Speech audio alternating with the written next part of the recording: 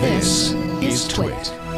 Quite big news this week, actually. Probably starting with one of our top stories about Twitter announcing their IPO via a tweet, which is obviously very appropriate. Yeah, we kind of, everybody sort of expected that Twitter would sooner than later be announcing the fact that they were going IPO, and in Twitter fashion, what more appropriate place than to announce it as a tweet? We've confidentially submitted an S1 to the SEC for a planned IPO. This tweet does not constitute an offer of any securities for sale.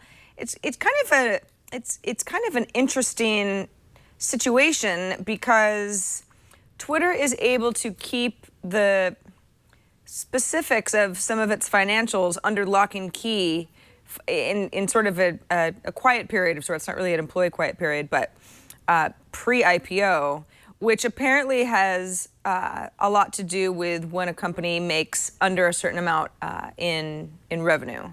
Mm-hmm. And it has spawned, there seems to be a lot of conversation going on about this. A lot of people saying, congratulations, Twitter, you truly are, my #1 news source, that sort of thing.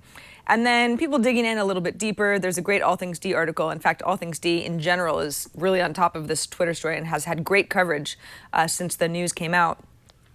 Interesting, talking about the growth problem that Twitter might have. There are a lot of reports that Twitter wanted to get to a certain amount of users by the end of this year, and if everything was on track, then they'd be on track for an IPO possibly at the end of the year or early next year.